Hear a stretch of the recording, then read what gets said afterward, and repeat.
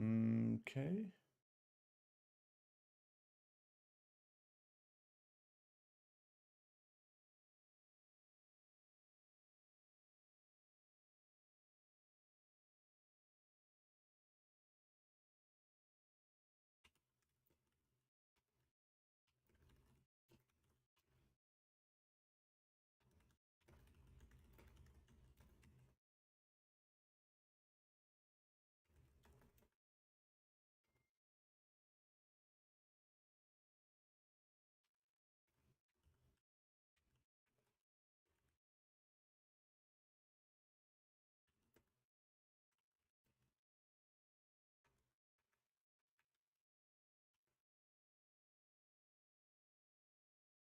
All right, I better close this shit.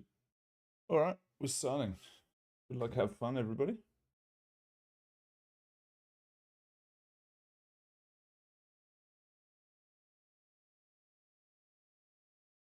Link didn't work. Oh shit. Forgot that I just linked him to the stream that I just replaced with this current one. God, I'm fucking stupid sometimes, mate. Oh god, I'm absolutely retarded. Give me a second. I'm sorry.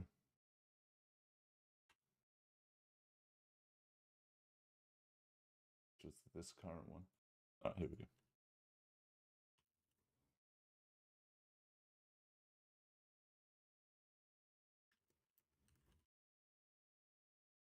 It should be a shorter way to link that, actually. I'm just such an amateur, honestly.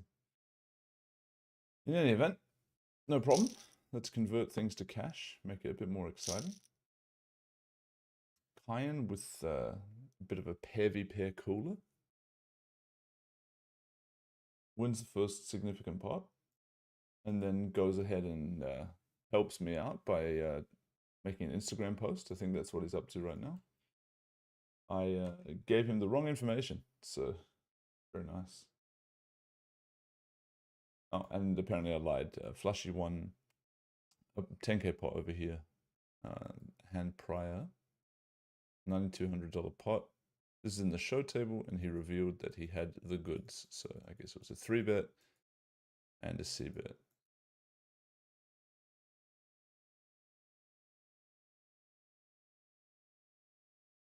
What's going on here? Minus 400.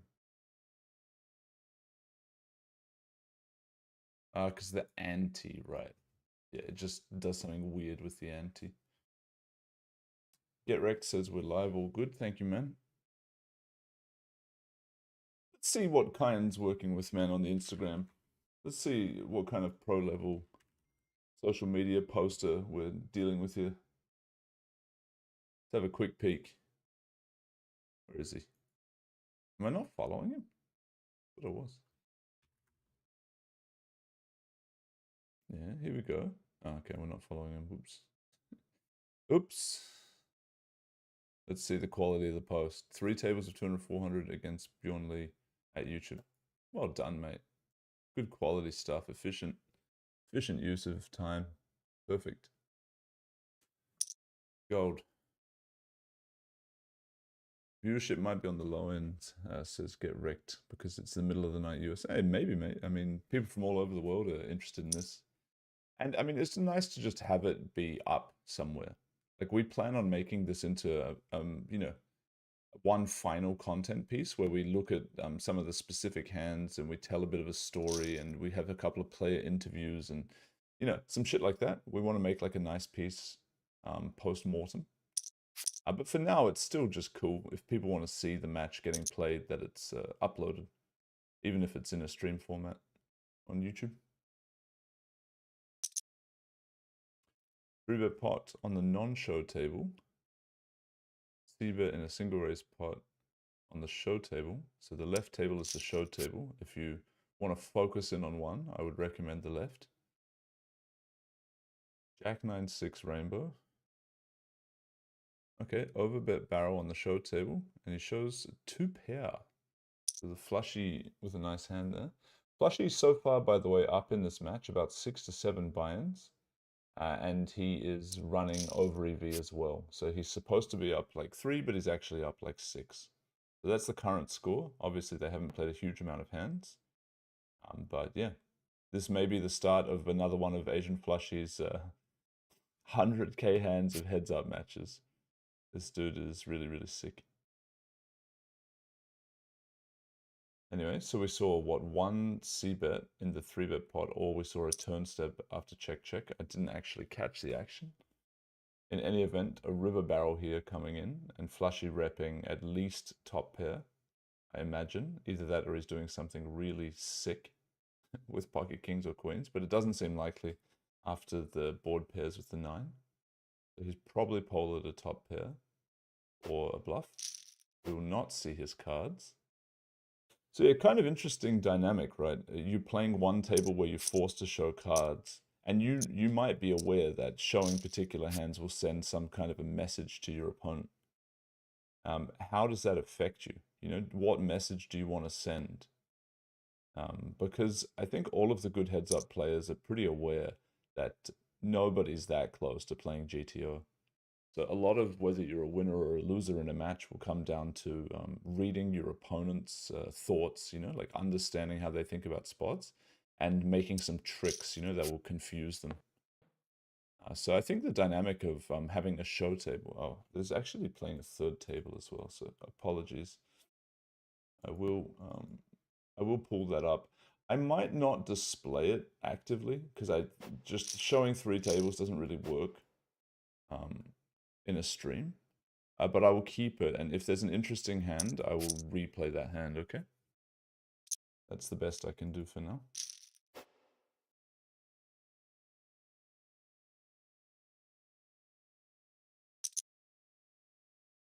But yeah, 3 tables of heads up. Honestly, it's like quite a lot.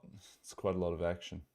Especially in a game where there's this ante, and I'm not sure if you guys were listening to the previous stream where Prodigy was joining and giving us like a little bit of intel.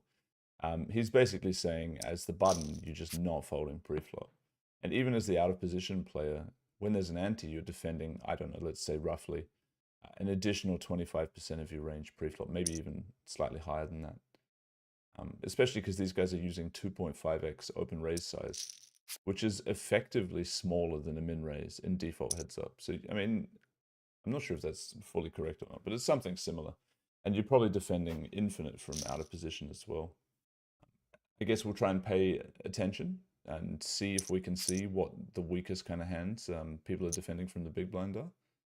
But just in general, if you look at the game flow, there's really not much folding out of the big blind. So 3 tables of never fold poker. I mean, it's good. It's good stuff.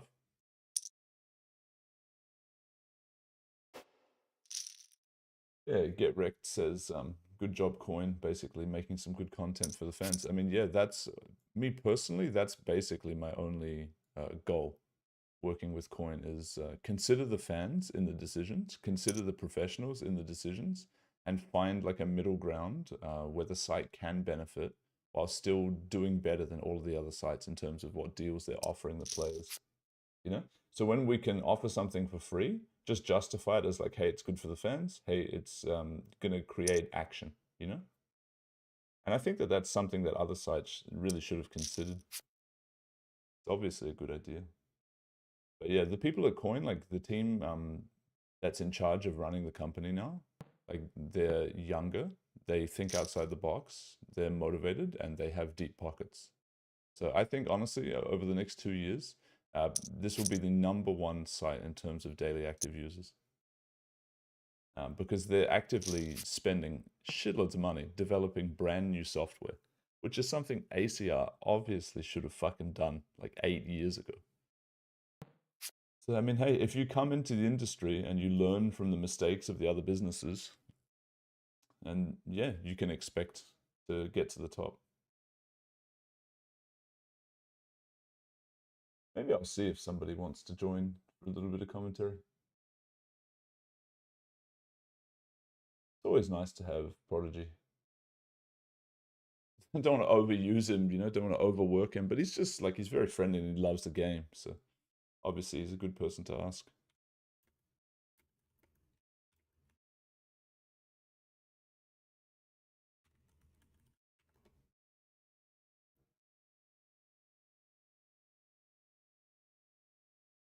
mean, there's a lot of dudes we could ask as well. I'll let Prodigy reply first if he's around.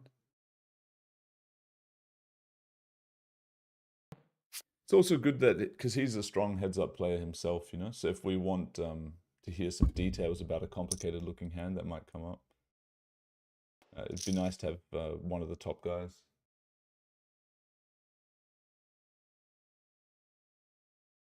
Darky says can't get enough of the prod.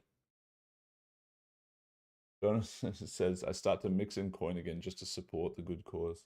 That's cool, man. That's cool.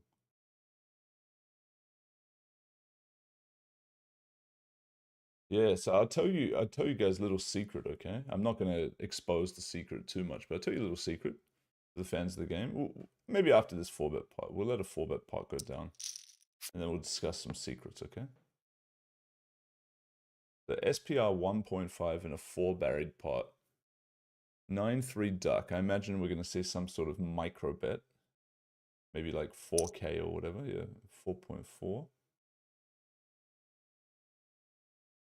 Mr. Mokri, what you gonna do, bruv? He does not have anything. He folds. Good decision. Yeah, so get this. We're going to try and run an event. Basically that gives away a poker career.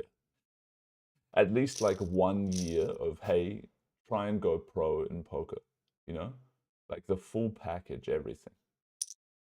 So I think that it's a really cool prize, you know, especially if your main game is like lower stakes. I don't want to speak to exactly how this is going to work, but it's going to involve collecting items, like basically prizes. And if you collect all of the prizes first, you're going to get like a poker career, basically. There's more to it than that in terms of how it'll actually resolve, and we're considering like what would make a good content piece along the way to be able to justify the huge expense that this giveaway is going to be. But it's going to be really sick. I think it's super good, and the people that we're working with on this, Ben CB and Patrick Leonard, like they know a lot about MTTs, and it's going to be in an MTT format. Yeah, I think that this event is going to be really, really, really cool. And I think that if we have the right content creation team, it's going to make like for a really nice story. So I'm hoping that that goes well. I personally won't be overseeing that. I'm just a bit involved in some of the brainstorming stuff. We've brought in a dedicated project manager for that role. We see the ace queen off. I guess this is more of a thing in this particular format. But just to recap this is ace queen off, 4-bet pre, and Kayhan delivers with the ace-5 suited 5-bet, loses both runs. From my memory, ace-queen off in no-rake heads-up, no-limit hold'em is like, it's not a pure 4-bet call, it's like mixing its actions a bit, but if it 4-bets, it doesn't fold. So I imagine when it's even a bit looser here, these guys aren't limping, but they're playing like every button.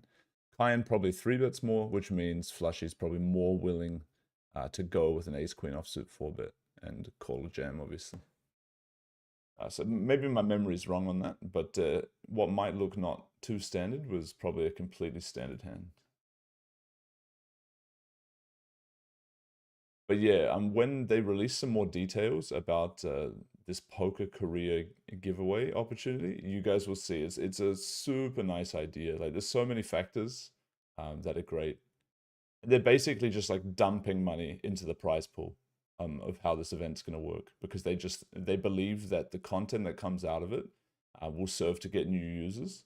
And I think that this method of advertising, where you basically going like Mr. Beast, you know, and not that I like this guy because he's done a bunch of corrupt stuff, but the system of what he pretends to do, which is to dump a shitload of money into stuff and betting on the future of doing that, having a good result, which leads to growth. And the growth then can get you profit back on the investment that you make on throwing some kind of sick event in the present.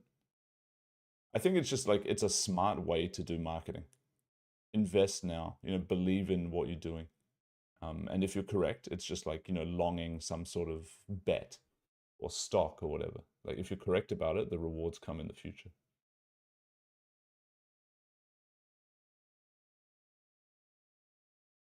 It was a slightly interesting pot on the other table, but it wasn't very large. It just involved like a river min race. I won't pull that one up.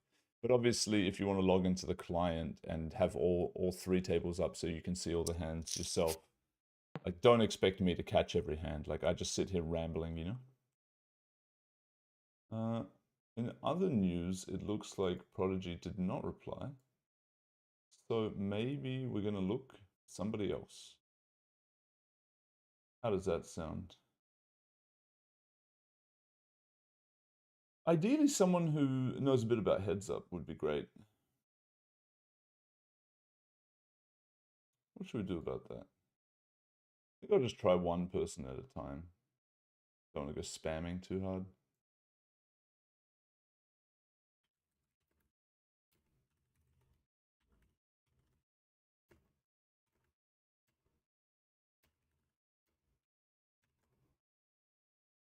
All right, let's ask somebody else.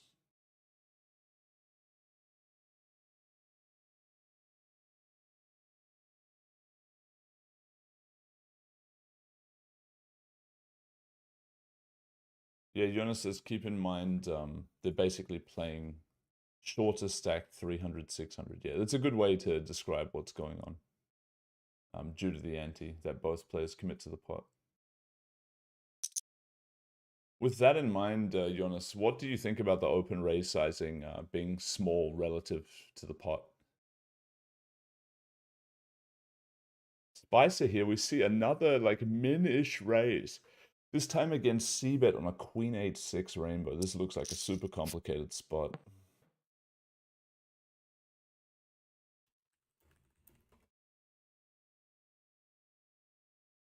Man number 2 replies, can't do it for you, buddy. We'll have to move on to whoever man number 3 is.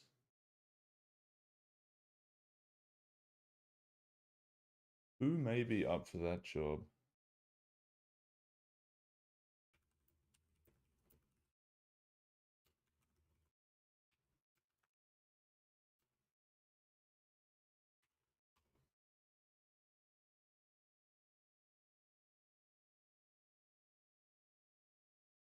Oh.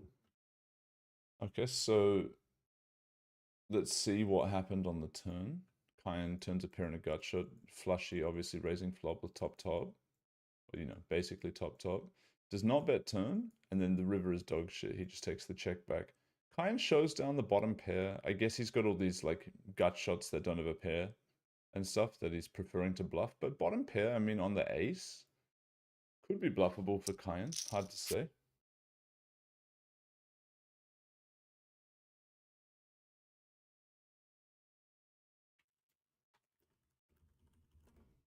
Damn, man, I got folded.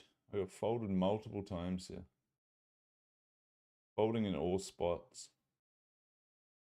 All right, we're going to go for the backdoor hope. Sea Llama who's offline.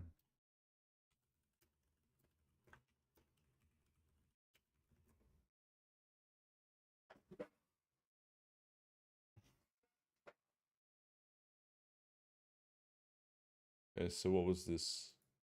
Stab in 3-bet pot? I know, raise small, not even small, raise medium-ish in 3-bet pot with 4-5. Try to punish some overcards, induce a re-raise jam. But yeah, I think like when you watch these kind of sicko high stakes guys playing, you'll see a lot more like flop raises that you probably wouldn't see at your own stakes. Not that all of us sit around playing heads up at whatever stakes, but yeah, these guys will hit more GTO raise frequencies and maybe sometimes even overdo it in spots because they're just trying to always put their opponents in a tough situation.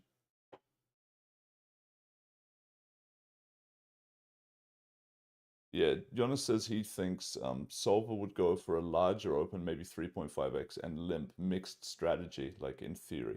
I agree, but I mean, I play PLO where that's quite a thing, so to me it just makes sense more for the reasons of my own experience. And that might be bullshit. But yeah, I think players in general tend to agree not to limp when they play heads up because it creates all of these time-consuming smaller pots that nobody really wants to study. I think like that's the best way to phrase it. There are probably some people who don't care and wouldn't mind playing like this limp mix strategy just because like they're curious about, the truth of the game. But I think for most people who just want to enjoy some fast-paced action, yeah, getting the limps out of the game tree is totally reasonable. Oh, we got the llama. He's gonna save the day here. Gonna save the day. This is fantastic stuff. Share my screen. Hello? What up? Hey, bro. Not much. Who's playing? Um, Gentlemen are flipping coins and chopping it up. Flushie is up 6 or 7 buy-ins prior to this match starting, and it looks like he's up another 2.5 so far today, maybe even 3. So, I mean, nothing crazy going on. But they are playing a show table, which is pretty cool in heads up. So, yeah, just talking a bit of shit with the fans. But Flushie versus Kayhan? yep, yep. And Hmm, Linus and Flushie were playing yesterday because Kayhan said he'd play at 10 a.m. and then slept through his alarm. classic. Yeah. So there's been a bit of action. Well, what's up with you, man? What have you been doing? I was doing some 40K flips earlier, won a bunch of money. Very nice. What kind of flips you do? A little retarded. Just PLO flips. Well, how do you guys Um, do the showing in a um, PLO flip?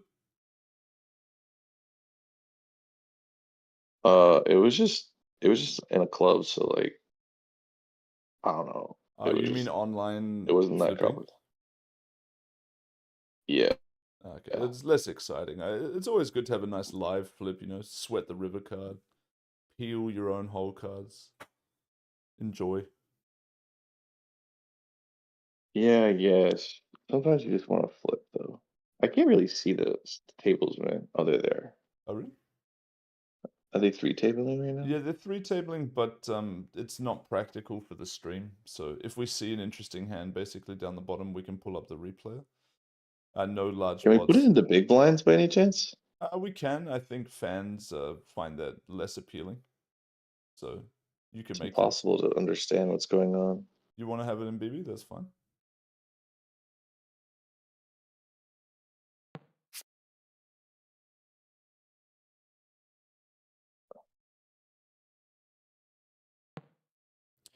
What do you Yeah, I think, mean, Llama, is the GTO preflop strategy in terms of raise sizings and limps with this 1BB ante? Not that people might play this strategy, but just curious what you think. If Solver had all well, options, it's not a what would it use? it's not a one BB ante, right? It's a half BB ante. Right, total antes are 1 blind, but each player contributes 50% of that. That's correct. Um, I mean, there's a lot of ways you can do it. Obviously, like a limp strategy is pretty good. I think at 0.5 BB ante, you can't really get away with just like opening range for like 3 BBs or whatever. Mhm. Um, Could you Also, could I don't you know. explain to us a little bit? Because I'm not sure how to interpret this. I'm looking at this and I'm saying, okay, that's 1 BB worth of antes, and it doesn't matter who put them Yeah, into the pot. But you seem to be yeah. saying like it actually matters that this guy pays half and this guy pays half. Can you explain that a little bit? Oh, no, it doesn't matter. Ah, okay. I just misinterpreted. No, yeah, no, it doesn't matter. Um, I, I guess the way I process it is just like um, basically the way I process it is how many people put it in. You know what I mean? Right. Yeah. But Um, does it kind that's of go down that people just don't want to deal with this limp shit, so they agree not to do it? Is that sort of what happens? yeah. I was just about to say that. That's exactly what happens. There's just kind of this gentleman's agreement that we won't limp, and then we just play our best uh, from there. Okay. So I assume that's what they're doing. Yeah, it looks like it. Haven't seen any limps. Maybe there was one like accidental limp yesterday or something. But no. Hmm. Yeah. What percent of hands do you defend preflop to this 2.5 sizing given the ante? Is it like almost 100%, if Is not? that what they're opening to? 2.5? Correct, yeah. Uh, it's tighter than you'd think, I think. Really? I remember, yeah, like, I mean, 2.5 is pretty small, so maybe you can peel a lot, but I mean, like, trash is still trash. You know what I mean? Um, like, and playing trash out of position, like, you don't really want to do that much. It's just like it's just hard to navigate. So so yeah. I mean, I'd assume Jack 4 off still calls, but like Jack 3, Jack deuce off folds. Um, maybe Queen deuce offsuit versus 2.5. I know 3x Jack 4 and Queen deuce fold. What about if it's Um, no ante and you face a min raise? What's your defend percent there?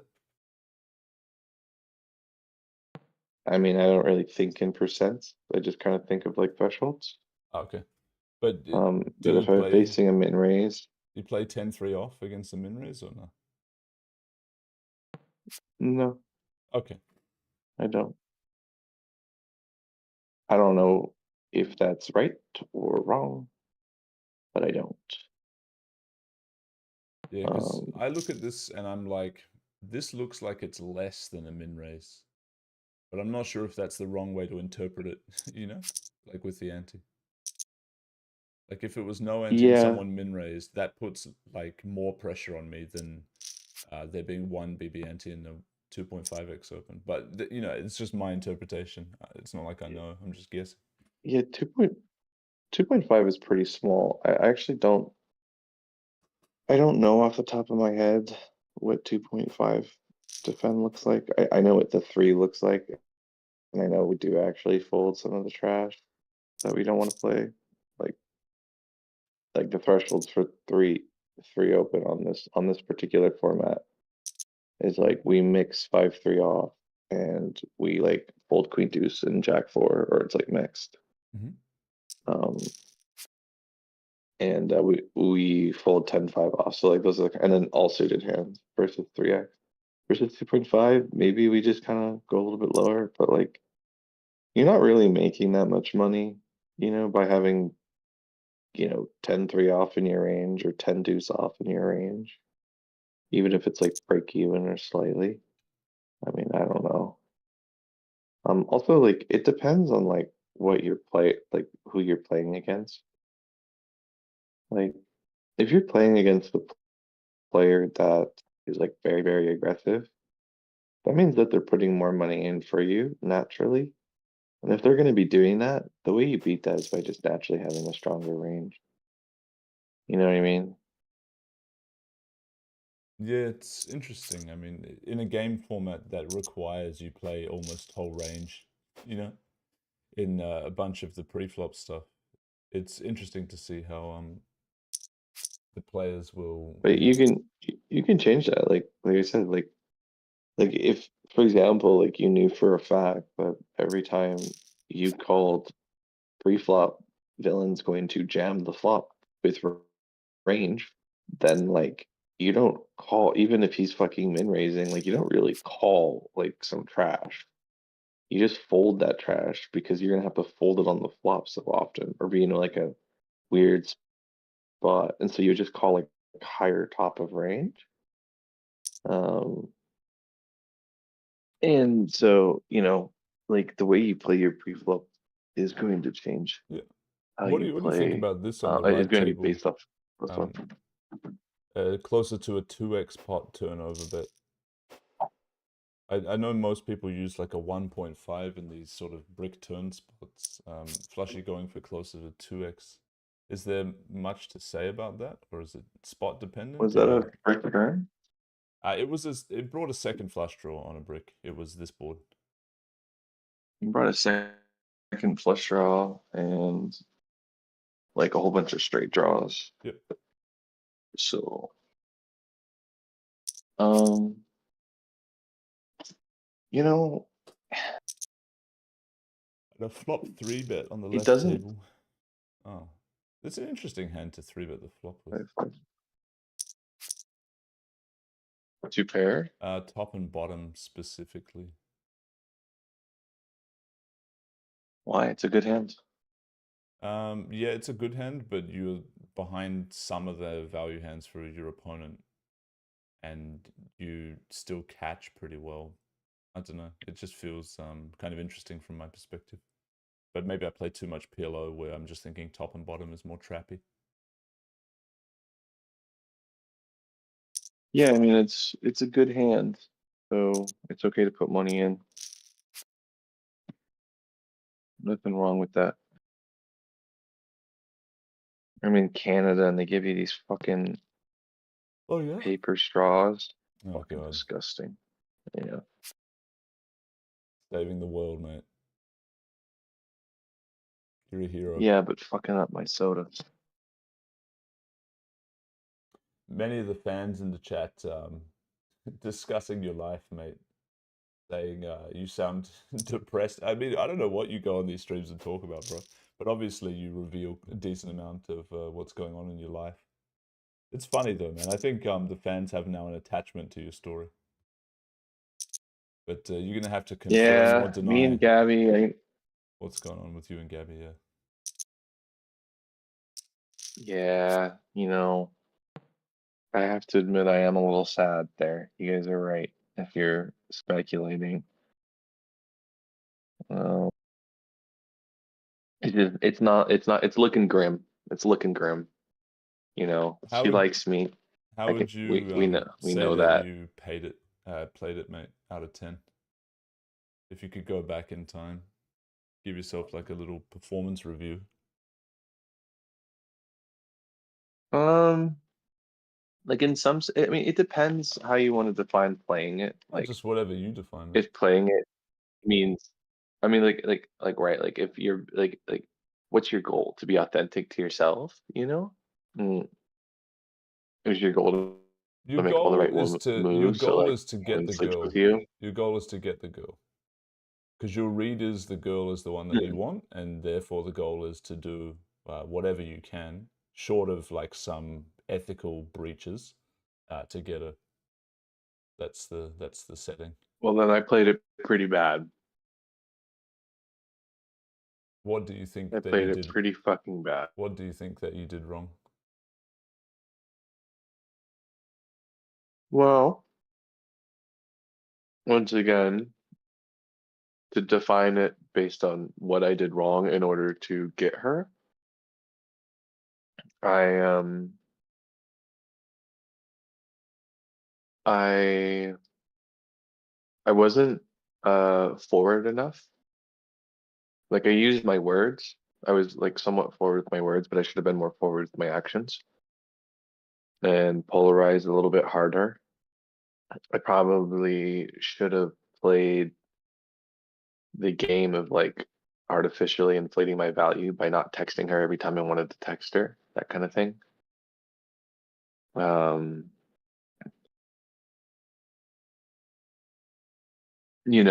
and like when we were together, been more like want to go for the kiss or sleep with her, blah blah blah.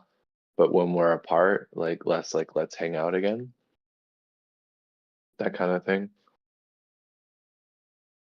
But at the end of the day, like I'm not too disappointed because I was authentic to myself. Yep, Oh. yep. The only thing I can really offer there is like it's great to be authentic to yourself, but sometimes you have to plan for the future. And like, let's pretend this was the right chick. My opinion is she absolutely wasn't the right chick.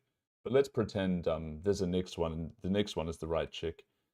She might not be able to understand all of the qualities that you have. So you being authentic to that, while it's great, like in your own internal system, to make her understand like why all of these characteristics of you are great would require a level of explanation that is far too boring or hard. It's just not really a practical reality that she's going to be able to understand you early on into the relationship.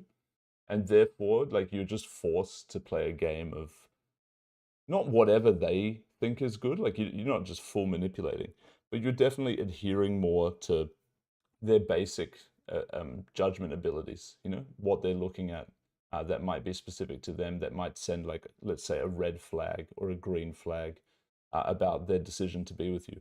And you just want to, be within their frame of what makes sense from their perspective, while also being yourself, having some points of difference, but not giving any red flags in the meantime. If you can do that and the relationship progresses, then you'll get to a point where they understand who you are. You can be completely yourself and everything's good. But you're sort of forced to Yeah. be somewhat playing a game until you get to that point, just because it's so unrealistic to expect somebody to really understand who you are, or even to trust like a total stranger, which is all you are to them, that they should, just trust, oh, this guy is just being genuine. He's not just doing this for whatever reason. So women, at least ones that have some level of dating experience, which tends to be basically everyone who's over 18 these days, they're going to be a little bit hesitant to trust due to their poor experiences since they've been brainwashed to be whores. Yeah. I So agree with everything but that last bit. okay. Um, but yeah, I think that makes a lot of sense. Um, The chat says you're yeah, very young and very I mean, rich. You should be loving life and don't worry about it and shit. That's basically what the people in the chat are saying. They believe that you're a good yeah, dude, and there's nothing wrong with just being yourself and shit. But yeah, it depends. Like, how much do you want to be yourself versus how much do you want to see if you're right, that the girl is the right one the next time? Because yeah, playing the game, I don't know, bro. You just got to do it. There's just no option. They want you to play the game. They call that romance. They don't call it like, oh, he manipulated me. No, he's romantic. That's what they say. So yeah, fair enough. good for you though, man, because not many people have the balls to like risk it all in some dumb spot. Like, most people would knit it super hard and go around like looking online at, like, should I text this girl? Like, they'll go like outsourcing the decisions to other people and stuff. Whereas you're just, fuck it, I want to do this, I'll do it. I also did stuff like that when I was younger, but then I realized like this play is just fucking dog shit. But at least I realized it on my own, Mhm. I didn't just copy some dude or whatever. That said, now that I'm a Yeah, bit older, I think this expression is pretty true. It's like a smart person learns from their mistakes, but a really smart person learns from other people's mistakes. So yeah, I think it's fine to just respect and learn from other people, but like direct copying and like outsourcing the decisions, like people who go to Google or an AI for an opinion on what they should do, you know, you definitely don't want to be that guy, and that's certainly not who you are. yeah. I mean, yeah. I see some in the chat saying I need a makeover. I did actually.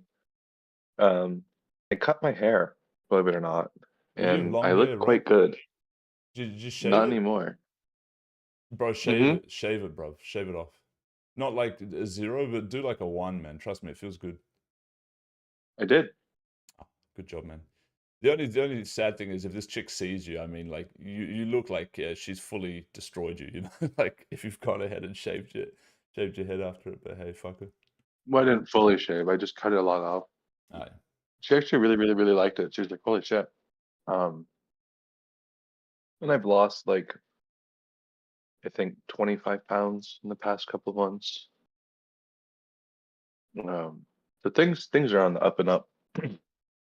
I really like this girl, but it's just not gonna go anywhere. I think I fucked up somewhere down the line, and Even though she likes me, she doesn't have maybe some kind of respect for me, and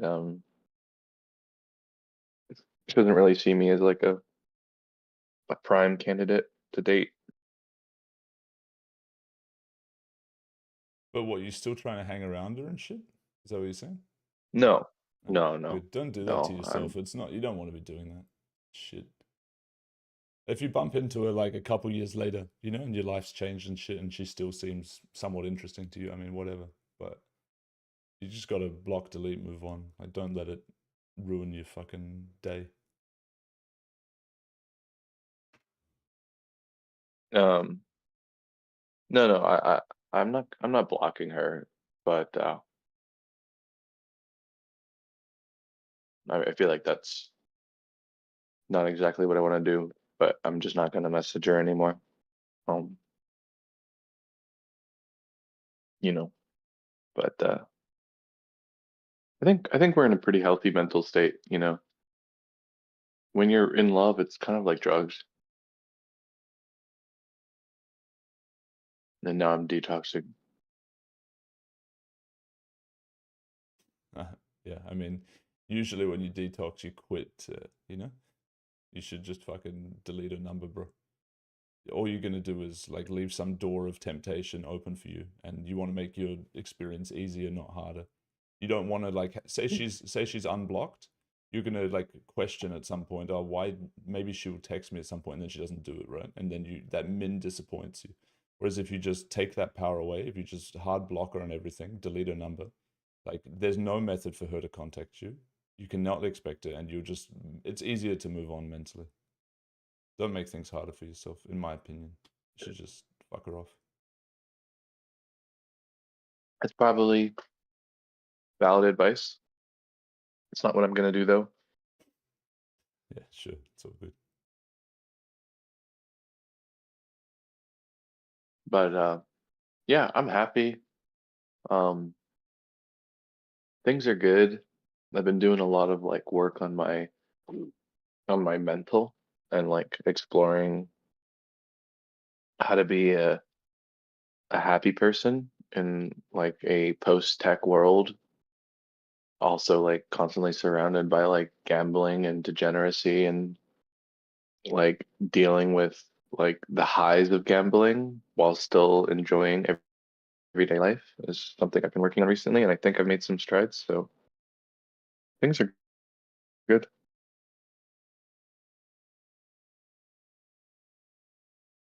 Working on your mental. This makes me think of these mind game coaches and stuff, and I always found this, don't know, unappealing. Yeah. Yeah, that's reasonable. I think, you know, for so long, I kind of treated the mind like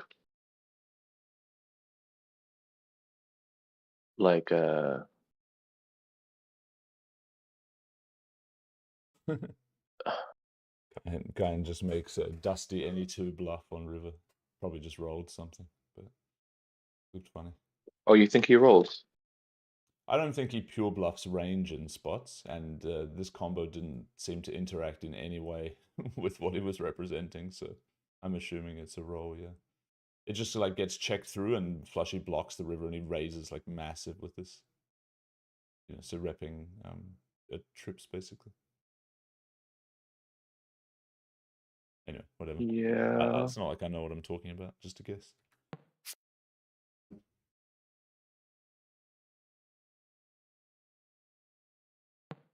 The Narc says, Well, Lama, you're a good looking bloke, but you come across as an unhygienic slob. And not to like make some sort of a hey, like, I'm not trying to give you shit. I don't think this guy's trying to give you shit either. But I think it's a good point. I think like cleanliness from a female perspective is an attractive quality, and I do think like getting rid of the hair probably helps change that image a bit. But yeah, dressing like hmm you don't have to go wearing a suit and a fucking tie and shit. But like wearing like nicer clothes and shoes that aren't dirty and like this kind of stuff, it does make a difference from a female perspective. Like I've seen enough women talking about men with other women, and these are the kind of things you wouldn't expect to be mentioned that seem to be focused on. you know, like dress sense Yeah. and like how men speak, you know, like how a dude speaks is quite a feature for a female. Like they'll summarize it Mm-hmm. in a different way. Like I like his voice or whatever. Um, Often it's like just how you phrase things and stuff, you know? Women are good at sensing how you feel about other humans, and they like men that are, I don't know, kind of treated with respect, but also showing respect. And I don't know how you phrase things can. This is too deep of a topic to get into right now, but yeah, how you present yourself does matter. And this, I think, this guy makes a good point. You're definitely leaning, at least from what I've seen, in this kind of I don't really give a fuck, you know, about how I present myself way. And with the long hair, yeah, maybe unhygienic could be how you're interpreted. So yeah, glow up suggestion from the Mm-hmm. narc. It's actually not a bad suggestion. I think I'm doing fine on that front right now. Um, Also, like, don't get it twisted. Like historically, um, uh, and even recently, I'm actually quite good with women. Um, I've always done well my entire life, so I'm not too concerned. What do you reckon, chat? Should we believe him on that, or what are the feelings in the audience? I get the spidey senses tingling on this comment, but could just be me. And That not in a it's terrible way or something. It's just like in a compared to what you're capable of sense, you know? Like just because you fucking bitches doesn't mean you're doing good with women. Like I was fucking all kinds of bitches like when I was younger and stuff. Was I playing good? Was I Mhm. doing good? Not really. I was just willing to put the bar lower, you know? Is that a skill? No, that's not a skill. So if you were No, anything I along don't those put the lines, bar low. Well, okay, maybe I put the bar low in some ways, but if like I don't put the bar low physically. so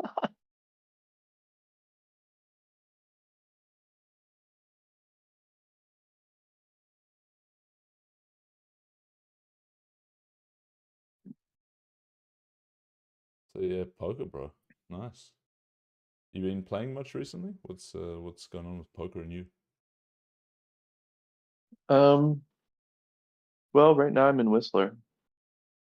Um, so I've been playing a little bit of app games and stuff,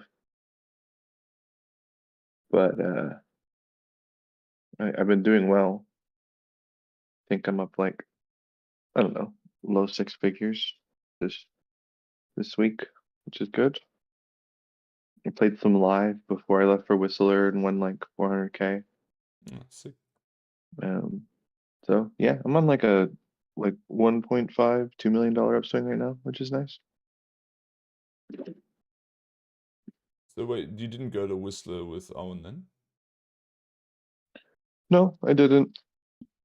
Oh, and he lost his passport Ah, no shit. Yeah. and he had no way of traveling to Canada.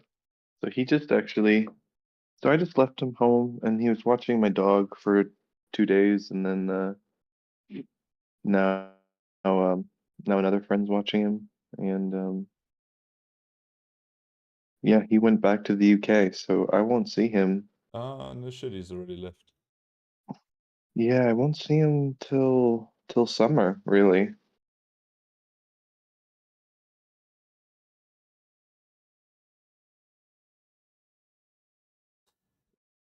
You do a good job of sounding sad, man. I'll tell you that. I don't know if it's your intention or not. It's Um good. no, I'm not sad. Uh it's it's late and I don't want to be too loud because people are sleeping. Ah, no shit. Yeah. Yeah, I gotta get Owen his watch, man. I gotta get it engraved and stuff. Fuck, I better actually make a text about that now. Fucking forgot about that. Well, I'm gonna guarantee you Gabby's friends sabotaged your chances. Well, actually, what I suspect happened is my ex is a model as well, and I know that one of my ex's best friends is a close friend of Gabby's, and I found that out. We found that out, and then they hung out that night, and then kind of after that, like Gabby kind of pulled away a little bit, so that might be related.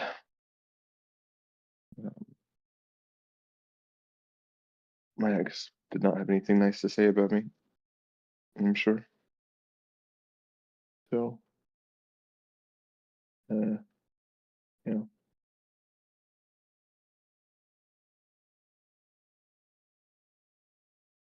I think I'm the type of person who like falls in love pretty deeply and is, you know, like I really like one girl and then it stays that way for a while and then I usually end up dating her, but not always. And then it moves on and then it happens again. That happens to me a lot. Yeah. I was lucky, man. For me, that shit happened between the ages of like 14 and 22. I mean, 23. And then after that, I had like a good 10 years of, yeah, I don't think I could ever be in love again. Because it's just it's such a bad play in terms of power dynamics. But then you'd be surprised, like you can even be in that mindset and then, things can change and you can meet the right person. So that was my story. But yeah, I know that feeling of, just being all in on a chick. It's just the thing is, and maybe you realizing this will help you overcome some of the downsides of it. It's just the worst fucking play ever. If you're in that feeling, Hmm. your chances of success are down the fucking toilet. The goal is success. The goal is you see a future that they may not see in those initial stages, right?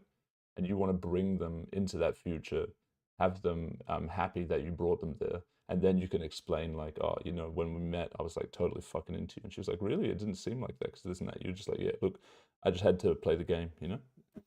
And these conversations go Hmm. surprisingly well. Like they really appreciate um, that those things were happening in the background. But if you reveal them immediately, which obviously you've tried, it really just never fucking Hmm. works. You just look like, why would this guy be that into me? Like women think the weirdest shit, bro. They'll think like, oh, I'm wearing my like sweatpants and stuff, and he finds me attractive like this. Like this guy's, that like diminishes your value because the way that they perceive whether they're hot or not is based on what clothing and makeup combo they have. And if they're not giving you the good one and you like it anyway, you overvalue them in their own opinion. Like ridiculous stuff like this is how the mind of the female actually works. Whereas realistically, like if I see a chick and you can tell she's fucking slamming and she's got no makeup on, she's wearing a hoodie, like that's way hotter to me. 'Cause it's like the zero effort, just Yeah. nuts. But you can't Yeah, you can't sure. get that point across, at least to some women. Obviously, everyone's a bit different, but anyway, bro, just live and learn, man. Just don't do the head over heels shit though, bro. All you're gonna do is fuck yourself over constantly. Yeah. Even if I you mean, feel it, like just force yourself yeah. not to do the text. Force yourself not to, over do anything. Just plan it out and execute it, and you'll be so much happier with the result. Your problem is keeping the women. You need to self-audit.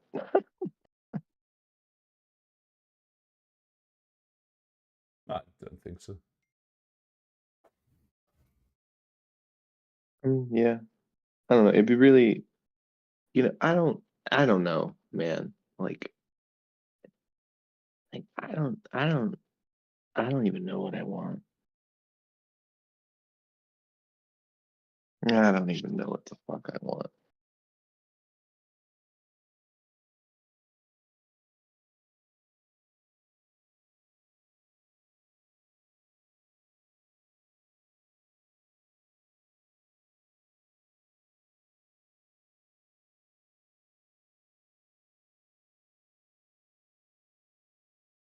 I don't know what I want.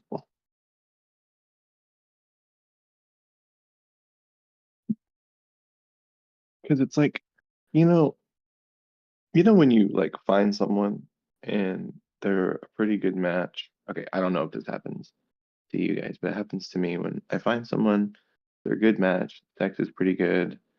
There's like very little to zero, like low to zero conflict in the relationship. Things get resolved. Like I get bored, I get bored. And maybe that's something wrong with me. But I had a girlfriend like that where things were pretty much good. She was very, very deeply in love with me. She was sweet. She was kind. She would have been a good mother. She was intelligent. Um, she's beautiful. Sex is good. And I got bored. It's welcome to And every single relationship, mate. yeah, and it's just like, okay, so, what exactly what exactly do you want? What exactly do I want? Like if I have just about the perfect girl here, within reason, and then I get over it, I'm over it in a few months, like what am I looking for? Well, Does that mean she wasn't the right one? Does that mean that there's someone I never get bored of? I don't know. no, no. It means Is that life you just a it's cycle of getting bored with new things? I don't know. I don't fucking know, man. no, life is about becoming an adult, at least as a male, and that changes. So you don't chase pussy, you know? It's not about that. It's about, oh, how should I construct my life? How should I benefit the community? How should I influence my own children? And what woman do I want to select for all of those things? That's what it becomes about. Whereas right now you're stuck in the zone of like, you would rather be with someone where you're constantly chasing them because it's like an achievement if you can finally get them, you would rather have the painful swings of this emotional shit because it like makes more sense to you as a gambling addict. Because I feel like we all play poker. Some people enjoy gambling more, and to me, you're more of a gambling addict. And it kind of comes through Hmm. into a lot of your other behavior and decision making. And it's kind of bad overall. It's not like terrible or something, but I think in the relationship stuff, it's hurting you. And yeah, I mean, like Yeah. nobody grows up overnight. Like if I was you, I guess, I would just fuck bitches for a bit. I just wouldn't give a fuck.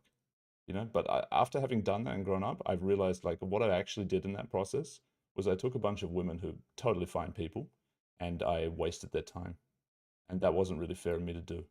So if I could go back and decide whether or not I would waste my time just having a bunch of sex with people, I wouldn't do it. I honestly wouldn't do it. I'd rather just like develop myself, hang out with friends, just anything that's productive for myself, and then when the right woman is around, commit and make a good strategy for how I'm gonna get her. But yeah, Hmm. this chasing pussy shit's just a waste of time, and I think you're addicted to only like you say you get bored of anyone. The only way you won't get bored is when they have the power. So you want to be at the bad end of a toxic relationship. That's the one way that you won't get bored. But you're not going to be happy at the bad end of a toxic relationship. And if you finally turn her, Well, that's when you get bored. So you're drawing dead basically at this point. yeah, yeah, you might be right. You might be right. I might be drawing dead.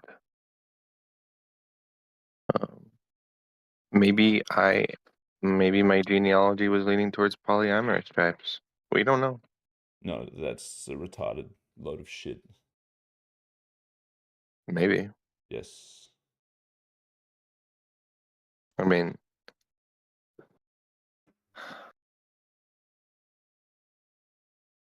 I think if there's one thing I've come to understand as a young man with a lot of success, and I'm not trying to, Yeah, go on. stroke my ego here, it's that you, um, the grass isn't greener. I mean, it is in some ways, and I'm very grateful, but getting all that out of the way at the end of the day, it's about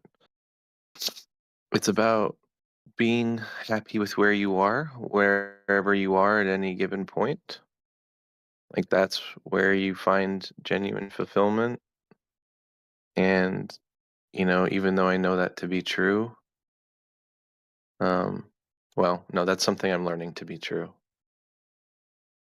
Uh, yeah, just being okay with what is.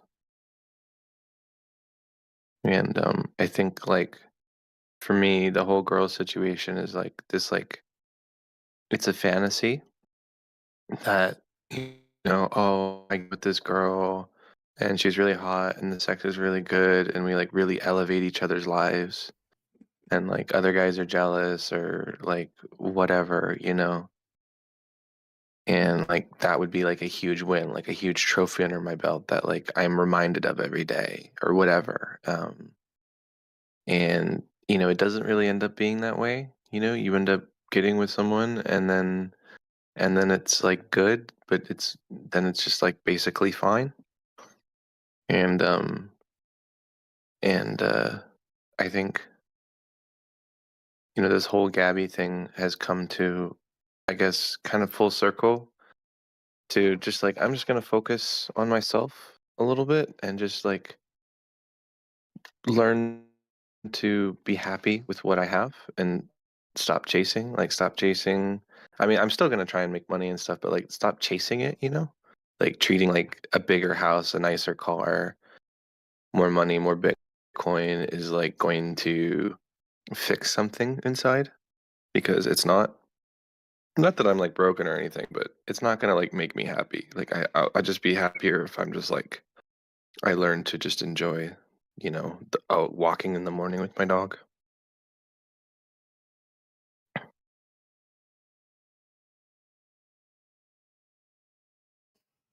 Yeah, we should probably look at a hand of poker, huh?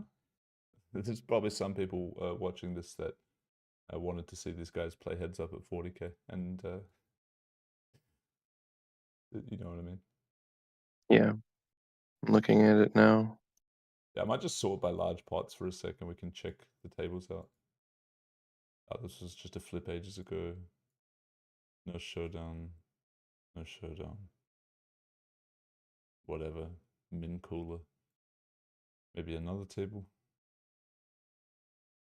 Looking at Asian Flushie, he goes, was it like B15-ish to block right now? Okay. On the left table. Yeah, it's a 3-bit pot.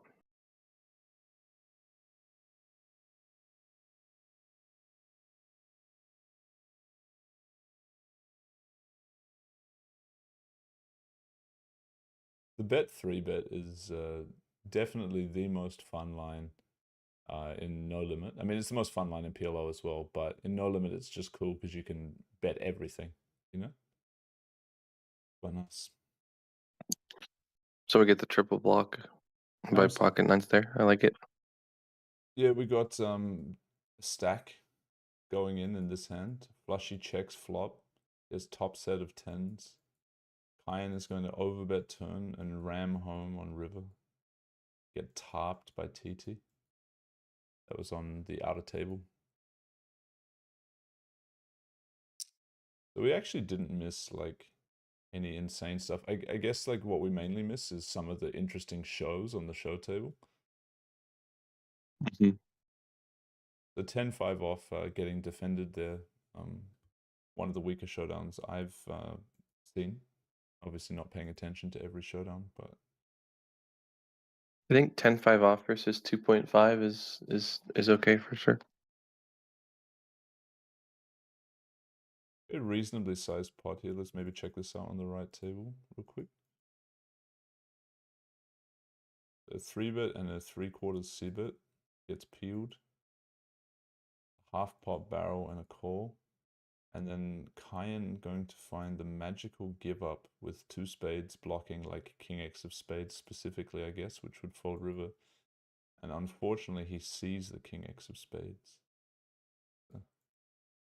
Kind of interesting. Out of interest, Llama, this exact spot here. So say you see bet flop largish, you barrel turn half.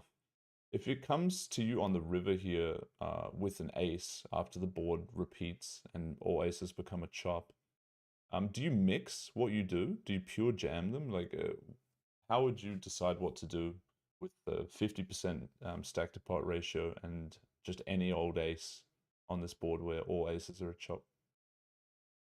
Well, at 50%, it's just an all-in. With every single one of them? Well, no, you don't do that in No Limit. But the value of the hand is all in. So whether or not you do go all in with all of them, the value of the hand is all in there. Okay. Do you think Flushie would have to call with what he had, for example, like a king and 2 spades?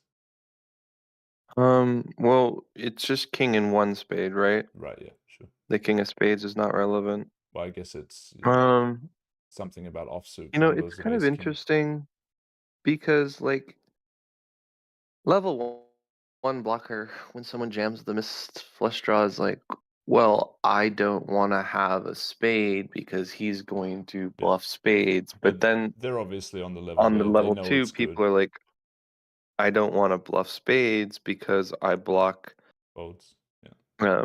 villains auto folds, right? So, you know, it's kind of like this, like, I think you everybody know, agrees that it's a good card to have at this point, at this level. I think that's where the game's at. it's a good card. It's good to have a spade. It's good for Flushie to have a spade, yeah. Because his opponent won't bluff like Jack 10 of spades here, which he's basically saying with this give up. So, considering that this is possibly like one of the best kings he can have, do you think he's having to call at a 50% river jam here? Knowing, of course, that he's up against top pair, just infinite. You know, I can't say. You know, it doesn't really strike me as a clear call, but maybe it's, I mean, it's going to be low EV. I think at the end of the day, like this kind of hand holding feels like a Min. just a roll, just kind of mix. Yeah, fair enough, bro. Yeah, I got 2 pair over 2 pair here. Classic Kayhan. Yeah, maybe let's talk a little bit about that. I know that you and Kayhan were potentially going to play something at some point as well. Any Yeah. thoughts on your part about what might be interesting to do? Do you like or dislike playing with an ante? Yeah, just any thoughts you have about the general format and playing Kayhan heads up would be cool. Well, I think I generally dislike playing with an ante. I don't mind it. It just it you know, it's different and that's okay, but it makes me feel like the time I spend on studying it, which I do spend time studying it, is partially wasted because it's not like the main game. But like if everyone played heads up with an ante, like I wouldn't mind. You know, it's not that I so much care. It's just like I want the time I spend studying it to not just be specifically for one match. I want it to at least like carry over, and it does carry over to an extent. But we got Flushie here with what Queen of Diamonds, 7 of Spades. That's my guess. No. You don't Queen of get to Spades, 7 of see, Diamonds. sadly. If you meant the right table overbet shove. Yeah, we got Kayhan, the full value bet. I mean, I'll play whatever, but yeah, I mean, I'll play whatever. I just slightly prefer no ante. Because I know you But if guys it's were not, it doesn't. discussing playing, it sounded like sometime in February. Do you want to do that? Are you going to be busy in February? What are the general? I mean, what are the thoughts? I have no plans for February as of right now. I mean, I do want to make it up to the mountains again, but I might go to Mexico. But other than that, yeah, I'm pretty open in February, so I'd love to play. I'd really enjoy that.